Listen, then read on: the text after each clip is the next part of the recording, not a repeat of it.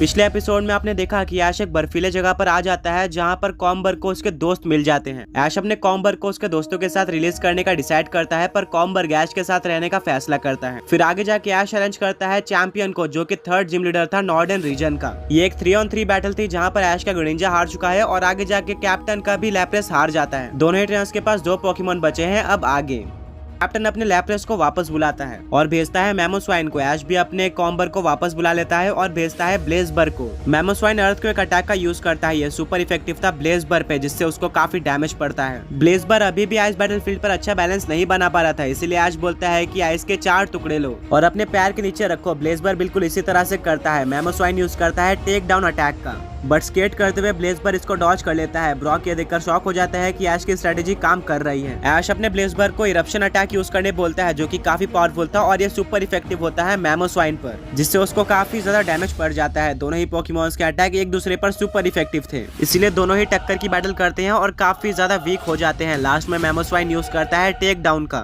वहीं पर ब्लेजबर यूज करता है फ्लेम चार्ज का। दोनों ही अटैक टकरा जाते हैं और एक काफी बड़ा धमाका होता है। धुआं हटता है तो देखने को मिलता है कि आइस बैटलफील्ड टूट चुकी है और ब्लेजबर और मैमोस्वाइन दोनों ही पानी के अंदर जा चुके हैं। वाटर टाइप दोनों ही पोकेमॉन्स पर सुपर इफेक्टिव था, जिसके चलते दोनों ही पोकेमॉन्स फेंट हो जाते हैं। कैप्टन ये देखकर काफी ज्यादा शॉक हो जाता है, बट वो अपने मैमोस्वाइन को वापस बुलाता है और बोलता है तुमने काफी अच्छी बैटल की। ऐश भी अपने ब्लेजबर को वापस बुलाता है। अब ऐश और कैप्टन दोनों के ही पास एक पोकेमॉन बचा था। ऐश अपने कॉम्बर को भेजता है, वहीं पर किसी को भी नहीं पता था कि कैप्टन का लास्ट पोकेमॉन कौन सा है। कैप्टन बोलते हैं कि अभी तक तो सिर्फ ट्रेलर था, मेरा सबसे पावरफुल पोकेमॉन अभी आने वाला है, जाओ आर्टिकुनो। ऐश देखकर शॉक हो जाता है कि यहाँ पर जिम लीडर्स के पास भी लेजेंडरी पोकेमॉन है, बट उसने ऑलरेडी 2 बार आर्टिकुनो से बैटल की थी, इसीलिए उसको पता था कि आर्टिकुनो को कैसे डिफीट करना है। कैप्टन अपने आर्टिकुनो को शेयर कोल्ड अटैक यूज करने बोल देता है। ये एक 1 हिट नॉकआउट मूव था, बट ये अटैक मिस हो जाता है क्योंकि इसके लगने के सिर्फ 30% चांसेस है। ब्रॉक बोलता है कि ये उन कुछ आर्टिकुनो में से एक है जिनके पास 1 hit knockout move share cold है, तो तुम्हें इससे बचकर रहना होगा। ऐश अपने कॉम्बर को क्लोज कॉम्बैट यूज करने बोलता है, बट आर्टिकुनो उसको डॉज कर लेता है। फिर आर्टिकुनो यूज करता है आइस बीम अटैक का। कॉम्बर की स्पीड काफी ज्यादा थी, जिसके चलते वो इस अटैक को डॉज कर लेता है। दोनों ही पोकेमॉन्स काफी अच्छी तरीके से एक दूसरे के अटैक को डॉज कर रहे होते हैं, तभी आर्टिकुनो यूज करता है हरिकेन अटैक का। कॉम्बर्ग इसको भी डॉज करने जाता है, बट वो बैटलफील्ड के बीच में आ जाता है जहाँ पर आइस बैटलफील्ड टूटी हुई थी। वो पानी के अंदर गिर जाता है। कैप्टन मौका देकर अपने आर्टिकुनो को पानी के अंदर हरिकेन अटैक यूज करने बोल देता है, जिससे एक वाटर टॉर्नेडो बन जाता है और कॉम्बर्ग इसमें फंस चुका था। कॉम्बर्ग को काफी ज्यादा डैमेज पड़ रहा था। हरिकेन खत्म होने के बाद देखने को मिलता है कि पानी में कॉम्बर्ग है ही नहीं, वो गायब हो चुका है।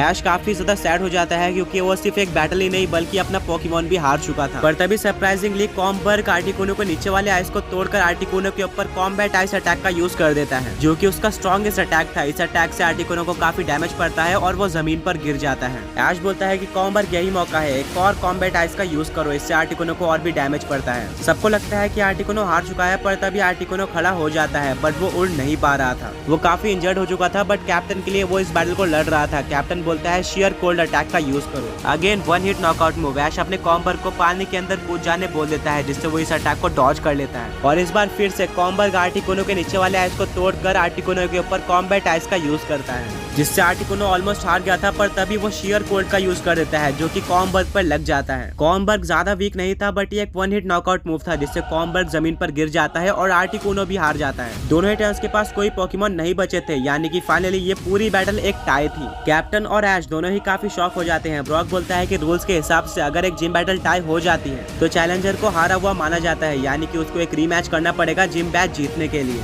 ऐश काफी सैड हो जाता है क्योंकि उसके पोकेमॉन्स ने बेस्ट दिया था इस बैटल को जीतने के लिए, बट ये बैटल टाई हो गई थी। कैप्टन बोलता है कोई बात नहीं ऐश, तुम्हारे पोकेमॉन्स ने काफी अच्छी फाइट की और मेरे लेजेंडरी पोकेमॉन्स तक को हरा दिया, और तुम एक काफी स्ट्रॉन्ग ट्रेनर हो और डिजर्विंग हो पोकेमॉन मास्टर चैंपियनशिप के लिए, इसीलिए मैं तुम्हें ये बैच देना चाहता हूँ। ऐश बोलता है कि बट ये तो अनफेयर होगा। कैप्टन बोलता है कि अगर एक जिम लीडर तुम्हें अपने मर्जी से बैच दे दे तो वो अनफेयर नहीं माना जाता। उसने तुम्हें कुछ न कुछ क्वालिटी देखी होगी जिसके चलते उसने तुम्हें जिम बैच दिया है। ऐश कैप्टन की बात मानकर आइसबर्ग बैच ले लेता है, जो कि उसका 3rd बैच था नॉर्डर्न रीजन का। वो अपने तीनों ही पोकेमॉन्स को बाहर निकालता है और तीनों पोकेमॉन्स काफी ज्यादा सेलिब्रेट करते हैं। ऐश कैप्टन को गुड बाय करता है और वो उस बर्फीले जगह से बाहर निकलता है जहाँ पर उसको दोबारा सिक्योरिटी गार्ड मिलते हैं। वो बोलते हैं कि कांग्रेट्स, तुमने 3 जिम बैटल बिना हारे हुए जीत लिए हैं और ऐसा आज तक कोई भी नहीं कर पाया था, और पोकेमॉन मास्टर चैंपियनशिप के के रूल्स के हिसाब से अगर कोई ट्रेनर 3 लगातार जिम बैटल्स को बिना रीमैच के या फिर बिना हारे जीत लेता है तो उसको सिर्फ 4 जिम बैटल्स ही करनी होगी, जिनमें से 3 तुमने कर ली है। और अब बाकी 5 जिम बैटल्स के जगह पर तुम्हें लास्ट जिम बैटल यानी कि 8वीं जिम बैटल ही करनी है,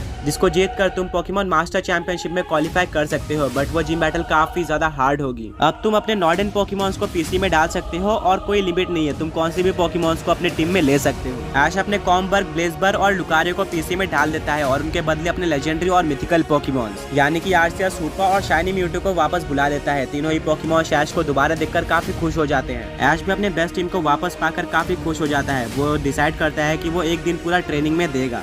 वो एक दिन पूरी तरह से ट्रेनिंग में लगा देता है और लास्ट जिम को ढूंढने लगता है। आगे बढ़ते हुए ऐश को एक केव देखने को मिलती है। ब्रॉक बोलता है कि हर एक इम्पोर्टेंट रास्ते के लिए बीच में केव होती है, तो मुझे लगता है कि आखिरी जिम के लिए यही रास्ता होगा। ऐश भी ब्रॉक की बात मानकर उस केव के अंदर चले जाता है। जैसे ही वो सब लोग केव के अंदर आते हैं तो केव के दरवाजे पर एक काफी बड़ा पत्थर गिरता है, जिससे वो दरवाजा बंद हो जाता है। ऐश अपने पोकेमॉन्स का यूज करके उस पत्थर को हटाने की काफी कोशिश करता है, बट वो पत्थर नहीं हटता। वो काफी ज्यादा बड़ा था। ब्रॉक बोलता है कि अब हम इस केव से सिर्फ तभी बाहर जा सकते हैं जब यहाँ पर दूसरी ओपनिंग हो। उनके पास और कोई रास्ता नहीं था, इसीलिए ऐश और उसके फ्रेंड्स केव के अंदर ट्रैवल करना स्टार्ट कर देते हैं। वो केव पूरी तरह से डार्क थी, कुछ भी नहीं दिख रहा था, साथ में वहाँ पर कोई भी आवाज नहीं आ रही थी। यहाँ पर ना ही कोई पोकेमॉन था और वहाँ पे एक बोर्ड लगा हुआ था। इस केव का नाम था केव ऑफ एम्प्टीनेस और बिल्कुल इसके नाम की तरह इस केव के अंदर कुछ भी नहीं था। उनको आसपास कुछ भी देखने को नहीं मिलता। ब्रॉक बोलता है कि ये केव बाकी केव से काफी अलग है। कितनी भी डरावनी केव हो, उसके अंदर पोकेमॉन ट्रेनर्स होते ही हैं जो कि उसको एक्सप्लोर करने जाते हैं, या फिर कम से कम वहाँ पे पोकेमॉन्स होते ही हैं जैसे कि ज़ूबैट। बट यहाँ पे कुछ भी नहीं है। ये जगह पूरी तरह से खाली है, जिससे पता चलता है कि इस केव में कुछ ना कुछ गलत है। ऐश और उसके फ्रेंड्स काफी ज्यादा डर जाते हैं, बट वो बाहर नहीं निकल सकते थे, इसीलिए वो आगे बढ़ते हैं। आगे उनको एक और ओपनिंग देखने को मिलती है। सब काफी खुश हो जाते हैं कि अब हम इस केव से बाहर जा सकते हैं। और उस ओपनिंग के अंदर जाते ही वो केव के और अंदर पहुंच जाते हैं और ये ओपनिंग भी एक काफी बड़े पत्थर से ढक जाती है। ये केव और भी ज्यादा क्रीपी होते ही जा रही थी। वैसे और भी काफी सारे ओपनिंग में जाते हैं और हर एक ओपनिंग बंद होती रहती है। अब वो केव के काफी ज्यादा अंदर आ चुके थे, जहाँ पर एक स्टैचू होता है। वो स्टैचू के पास जाते हैं। वो स्टैचू एक काफी मिस्टीरियस पोकेमॉन और इसके ट्रेनर की थी। वहाँ पर लिखा हुआ था किंग ऑफ नॉर्डन। ब्रॉक बोलता है कि नॉर्डन एक काफी एंशिएंट रीजन है, तो शायद एंशिएंट टाइम में यहाँ पर कोई किंग रहा करता होगा और सिर्फ उसी को इस केव के अंदर जाने दिया जाता होगा, जिसके चलते उसका स्टैचू यहाँ पर बना हुआ है।